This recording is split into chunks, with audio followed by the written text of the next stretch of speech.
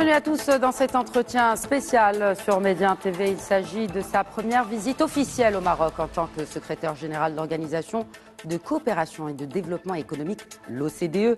À l'ordre du jour, entamer une nouvelle phase du partenariat privilégié avec le Maroc à travers le lancement de la troisième phase du programme pays de l'organisation qui vise à faire progresser les réformes engagées par le Royaume dans plusieurs domaines de politique publique. L'occasion aussi de présenter les résultats de la toute première étude économique du Royaume du Maroc sous la responsabilité de l'OCDE. Le lancement officiel de la troisième phase du programme pays a été acté ce mercredi 11 septembre par le chef du gouvernement aux côtés de la ministre de l'économie et des finances avec le secrétaire général de l'OCDE. Donc nous profitons de la présence à Rabat pour lui poser quelques questions. Mathias Corman, merci d'accorder à Média TV cet entretien spécial. C'est un plaisir pour moi d'être ici. Tout d'abord, quels sont les aspects distinctifs de la coopération entre le Maroc et l'OCDE ? Nous entretenons un partenariat positif, riche et dynamique qui remonte à plusieurs décennies. Cependant, cette coopération s'est véritablement intensifiée depuis une dizaine d'années avec la mise en place du premier programme pays de l'OCDE au Maroc, qui est d'ailleurs le tout premier du genre avec un pays d'Afrique et du Moyen-Orient. Depuis cette date, cette collaboration s'est avérée particulièrement fructueuse avec un travail axé sur le renforcement des capacités institutionnelles. L'objectif premier était de soutenir le programme de réforme du gouvernement marocain tout en accompagnant les efforts du pays pour s'aligner sur les meilleures pratiques internationales dans les domaines économiques et sociaux.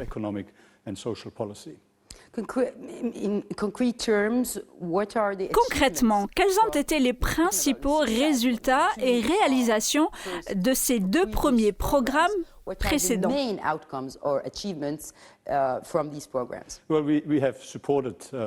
Nous avons accompagné le Maroc dans l'amélioration de sa gouvernance et de l'intégrité du secteur public, ainsi que dans la mise en œuvre d'un programme de lutte contre la corruption à travers des mesures concrètes. Ensemble, nous avons travaillé à améliorer l'attractivité du Maroc en tant que destination des investissements directs étrangers, dans le but de stimuler une croissance plus solide, synonyme d'une augmentation des revenus et d'une amélioration du niveau de vie de la population marocaine. Par ailleurs, nous avons collaboré étroitement avec le Maroc, notamment dans le domaine de la politique éducative, afin de soutenir les réformes des écoles et du système éducatif, dans l'optique d'améliorer les résultats scolaires et de favoriser un avenir plus prospère et prometteur. Quelle est votre évaluation de la collaboration avec le gouvernement marocain et les autres institutions publiques ? Nous en sommes ravis. C'est une collaboration remarquable, empreinte d'un réel enthousiasme et d'une énergie débordante. Les Marocains sont pleinement engagés pour concrétiser la vision de Sa Majesté le Roi Mohamed VI en matière de développement et de croissance. Nous sommes ici pour soutenir les efforts du gouvernement dans cette direction et nous accompagnons cette progression avec détermination. Oui, il y a bien une continuité, d'autant plus que nous venons d'entamer une nouvelle phase officialisée avec le gouvernement marocain cette semaine. Quels sont donc les aspects distinctifs de cette troisième phase ou de ce partenariat renouvelé ? Nous allons essentiellement continuer à approfondir, élargir et renforcer notre niveau de coopération en passant à une nouvelle phase. Désormais, nous disposons d'un bureau économique du Maroc au sein de notre organisation. Des fonctionnaires marocains viennent régulièrement travailler directement au sein de l'OCDE, où ils échangent avec des experts du monde entier afin d'apprendre et d'intégrer les meilleures pratiques internationales qu'ils appliquent ensuite au Maroc. Nous poursuivons notre programme de travail dans divers domaines tels que le développement économique et la croissance, l'éducation, le capital humain, le développement des compétences, la gouvernance publique et l'intégrité. Nous collaborons également dans les domaines du développement territorial et des efforts de décentralisation qui sont des priorités importantes pour le gouvernement marocain.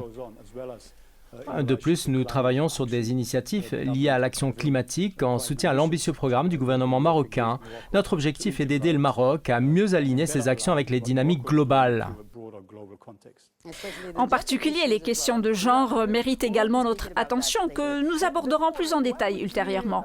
Mais avant cela, pourriez-vous nous éclairer sur la présence du Maroc au sein des différentes commissions de l'OCDE ? Bien que le Maroc ne soit pas membre de l'OCDE, il participe activement à plusieurs de ces commissions. Pouvez-vous nous en dire davantage ? Le Maroc participe activement dans notre programme. Le Maroc est invité à toutes nos réunions ministérielles et conseils. Et il est impliqué dans 13 de nos groupes de travail et comités. Sa participation est particulièrement précieuse car elle apporte une perspective importante qui enrichit la qualité de notre travail. Et nous espérons continuer à renforcer cette collaboration avec le Maroc dans les années à venir. La collaboration implique donc une évaluation approfondie et à cet égard, l'étude économique de l'OCDE concernant le Maroc pour 2024 est particulièrement pertinente. Pourriez-vous préciser les particularités de sa méthodologie et le contexte dans lequel elle s'inscrit ? Concernant la méthodologie, nous utilisons une approche standardisée qui s'applique à tous les pays membres de l'OCDE. Chaque pays est soumis tous les 2 ans à un examen complet réalisé par l'équipe de l'OCDE. Par la suite, un comité d'experts issu de tous les pays membres examine les conclusions pour s'assurer que les recommandations sont optimales dans le contexte donné. Pour la première fois, une telle étude a été réalisée pour le Maroc et les résultats révèlent plusieurs aspects clés. Tout d'abord, le Maroc est un grand pays avec un grand potentiel, mais certains domaines offrent encore des marges d'amélioration. L'un des domaines identifiés est la nécessité d'accroître la productivité du travail qui demeure relativement faible par rapport aux normes internationales. Pourriez-vous nous donner un exemple ? Nous avons fixé pour le Maroc un objectif ambitieux, ce qui nous conduit à le comparer avec d'autres pays, notamment ceux qui sont parmi les plus développés au monde. Dans notre étude, nous comparons donc la productivité du travail au Maroc avec la moyenne de l'OCDE avec des pays comme les États-Unis. Il en ressort un écart considérable. Pour accroître la productivité du travail, ce qui permettrait d'augmenter les revenus et le niveau de vie de la population, certaines mesures doivent être prises. Il est crucial de se concentrer sur l'amélioration des compétences afin que la main-d'œuvre puisse répondre aux exigences et profiter des opportunités offertes par une économie en transformation. De plus, il est nécessaire de stimuler l'investissement privé et d'améliorer le cadre compétitif pour garantir une concurrence équitable sur le marché marocain. Par ailleurs, les efforts pour réduire la corruption doivent se poursuivre, sans oublier la digitalisation et l'innovation dans tous les secteurs de l'économie. En mettant en œuvre ces mesures, le Maroc pourra progresser vers un statut d'économie avancée et améliorer le niveau de vie de ses citoyens.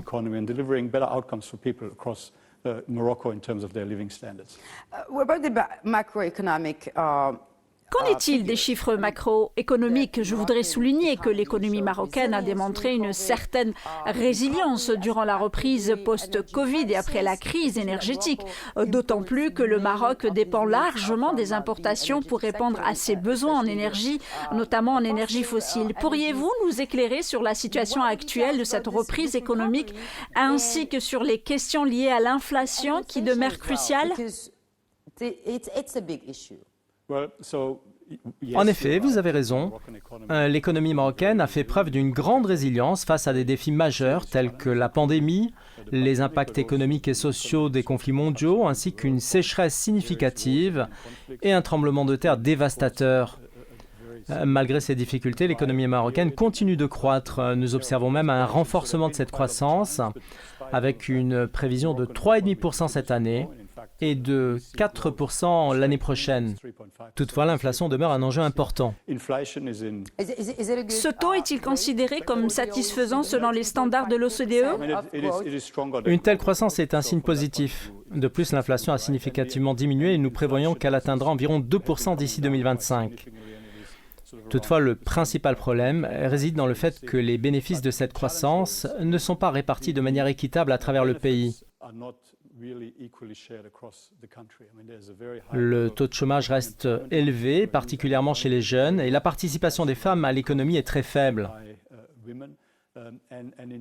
Par ailleurs, d'importantes disparités régionales persistent. Nous pensons qu'il est possible de faire mieux en réduisant le secteur informel, en intégrant un plus grand nombre de personnes dans l'économie formelle, ce qui permettrait d'obtenir des résultats plus solides, stables et bénéfiques pour l'ensemble de la population. Pourriez-vous clarifier la définition de l'informalité utilisée dans cette étude, sachant qu'il existe plusieurs interprétations du terme? Comment l'OCDE définit-elle l'informalité dans ce contexte, en particulier dans l'économie marocaine, où une part importante de la population est active dans ce secteur? Lorsque les gens ne sont pas intégrés dans le système fiscal et les mécanismes de solidarité ou de protection sociale, ils se retrouvent en dehors de l'économie formelle. Cela signifie que leurs emplois sont plus précaires, qu'ils sont exposés à des salaires plus bas et à des conditions de travail moins sûres. En termes de qualité et de niveau de vie, cela représente une situation loin d'être idéale. Plus les individus accèdent à l'économie formelle, plus ils peuvent bénéficier de sécurité et de stabilité pour eux-mêmes et pour leurs familles, tant à moyen qu'à long terme. Néanmoins, je reconnais que des défis importants existent et qu'il faudra les surmonter. Ces défis doivent être pris en considération. Est-ce que l'OCDE prend-elle en compte les particularités propres au Maroc, notamment en ce qui concerne son économie, sa culture et les caractéristiques de sa population? Absolument, notre approche repose sur un véritable partenariat. Nous ne venons pas au Maroc pour lui dicter ce qu'il doit faire. Au contraire, nous engageons un dialogue approfondi avec les différents secteurs du gouvernement marocain, ainsi qu'avec les parties prenantes, les entreprises et les partenaires sociaux. Notre travail dans un pays comme le Maroc s'appuie sur une collaboration étroite et continue avec nos amis, avec nos partenaires locaux.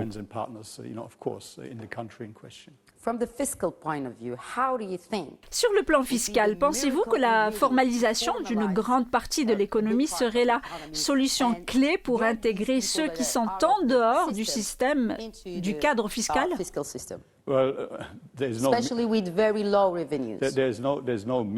Il n'existe pas de solution miracle. Cependant, notre rapport souligne que pour les personnes à très faible revenu, il serait pertinent de réduire les impôts ainsi que les charges liées à la protection sociale. Il devrait être plus facile pour ces individus d'intégrer l'économie formelle et de progresser au fil du temps. Cela constitue l'une de nos suggestions parmi d'autres présentes dans ce rapport. En matière de fiscalité, l'OCDE établit les règles de la fiscalité internationale depuis 1961. Le taux d'imposition minimum global des entreprises a été fixé à 15%, ce qui représente un accomplissement important. Toutefois, les pratiques d'évasion fiscale persistent. En matière d'évasion fiscale, nous avons réalisé des progrès significatifs par rapport à il y a 10 ans. Nous avons facilité des réformes telles que l'échange automatique d'informations à l'échelle mondiale et mis en œuvre le plan d'action contre l'érosion de l'assiette fiscale et le transfert de bénéfices pour contrer le déplacement des profits et l'évasion fiscale à travers le monde. Aujourd'hui, l'impôt minimum mondial de 15% est une réalité. Cela permet de réduire la pression sur les pays en développement qui se voyaient contraints d'offrir des incitations fiscales excessives pour attirer les investissements, créant ainsi de graves distorsions. Nous poursuivons également nos travaux sur la réaffectation des droits d'imposition dans le cadre de la fiscalité internationale. Ces mesures concernent tout le monde et en particulier les multinationales. En ce qui concerne les multinationales, il est important de noter que les 100 entreprises les plus prospères et rentables opèrent à une échelle mondiale. Toutefois, ces questions doivent être réglées en accord avec les pays du monde entier. Et de telles négociations ne sont jamais simples car elles impliquent de concilier divers intérêts et perspectives afin de parvenir à un consensus commun. Revenons à l'étude sur le Maroc et en particulier sur l'approche statistique adoptée par le pays et sur la manière dont elle pourrait être harmonisée avec les normes internationales et les meilleures pratiques. En l'espace d'une décennie, nous avons déjà réalisé de nombreux efforts dans ce domaine. Toutefois, dans le cadre de la prochaine phase de notre collaboration, nous allons appliquer le protocole d'accord que j'ai signé aujourd'hui avec votre chef du gouvernement. Ce protocole se concentre sur l'amélioration des statistiques et de la collecte de données pour garantir leur alignement avec les meilleures pratiques internationales. L'objectif est de soutenir la prise de décision politique fondée sur des données probantes à travers le Maroc. Pourriez-vous nous détailler la prochaine feuille de route de partenariat entre l'OCDE et le Maroc et son implication? Comme je l'ai mentionné, nous nous concentrons sur plusieurs domaines clés, notamment la gouvernance, l'intégrité, la lutte contre la corruption, la croissance économique et l'investissement. Nous mettrons également l'accent sur le développement du capital humain, y compris l'accès à une éducation de qualité et l'égalité des sexes, ainsi que sur le développement territorial, avec un focus sur la décentralisation et les nouveaux espaces de création de richesse que constituent les métropoles. Nous collaborerons à tous les niveaux pour soutenir le programme de réforme du gouvernement. Nous continuerons également à renforcer nos échanges institutionnels par le biais du Bureau économique du Maroc et des représentants marocains à l'OCDE afin d'intensifier notre coopération. Il est essentiel d'intensifier nos efforts et peut-être d'introduire une certaine flexibilité.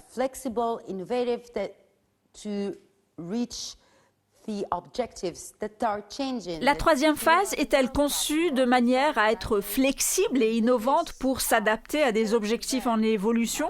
Par exemple, avec la Coupe du Monde 2030 que le Maroc organisera avec l'Espagne et le Portugal, l'OCDE prend-elle en compte cet événement majeur dans l'élaboration de nouvelles approches et politiques publiques adaptées à ces objectifs? Nous demeurons flexibles et pleinement engagés avec nos partenaires au Maroc en surveillant de près la mise en œuvre de notre programme commun et en ajustant nos actions pour répondre au mieux aux besoins et aux exigences. À propos de la Coupe du Monde de football, j'attends avec impatience de venir assister à cet événement et de suivre des matchs qui, j'en suis sûr, seront captivants. Le Maroc a particulièrement bien performé lors de la dernière Coupe du Monde et je suis convaincu que l'édition de 2030 sera extrêmement excitante. Passons maintenant à la question de l'Afrique, Monsieur Corman. Pourriez-vous nous indiquer quelle est la représentation actuelle du continent africain au sein de l'OCDE? Nous développons actuellement un partenariat entre l'OCDE et l'Afrique en collaboration avec la Commission de l'Union africaine. Au début de l'année prochaine, nous lancerons une plateforme virtuelle d'investissement pour l'Afrique conçue pour stimuler les investissements sur le continent en améliorant l'information disponible pour les investisseurs étrangers et en réduisant les obstacles à l'investissement tels que les perceptions erronées des risques. Nous avons également un large éventail de projets et de programmes en cours. La troisième phase de notre engagement avec le Maroc inclut une dimension particulière de coopération triangulaire. Le Maroc et l'OCDE travaillent ensemble pour renforcer l'engagement et la coopération de l'OCDE avec les pays africains. Nous avons des partenariats spécifiques avec plusieurs pays africains, tels qu'un programme national avec l'Égypte et un programme récemment lancé avec l'île Maurice, qui sert de point d'entrée pour l'Afrique de l'Est. Nous entretenons également une forte collaboration avec l'Afrique du Sud. Cependant, nous avons encore des progrès à faire pour renforcer notre engagement en Afrique. J'espère que lors de notre prochaine rencontre, nous pourrons constater des avancées significatives dans ce domaine. Quelles sont, selon vous, les contraintes à anticiper pour l'avenir de l'économie marocaine en prenant en compte le contexte mondial actuel marqué par les conflits et les autres défis?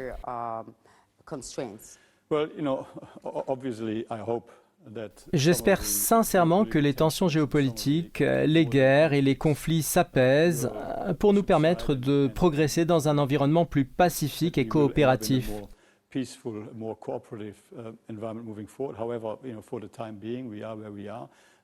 Cependant, en attendant, il est crucial pour le Maroc de renforcer sa compétitivité, sa robustesse et sa résilience. C'est précisément sur cet aspect que le gouvernement concentre ses efforts et nous soutenons le Maroc dans ce domaine à travers un large éventail de politiques économiques, fiscales, sociales et environnementales.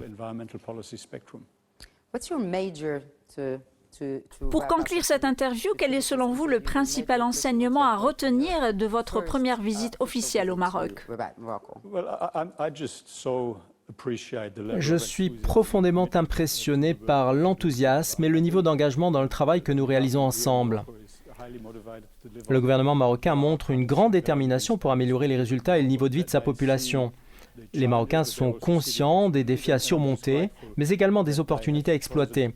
Je leur suis reconnaissant de collaborer étroitement avec l'OCDE, nous permettant ainsi de soutenir le Maroc en apportant des enseignements tirés des expériences internationales au bénéfice du peuple marocain. Des visites sont-elles prévues pour l'avenir? Absolument. C'est donc la première visite et ce ne sera certainement pas la dernière. Non, assurément pas. Nous aurons probablement le plaisir de vous poser d'autres questions en fonction de l'évolution de ce partenariat solide entre l'OCDE et le Royaume du Maroc. Mathias Corman, merci beaucoup d'avoir répondu à nos questions sur Médien TV. Merci, ce fut un plaisir.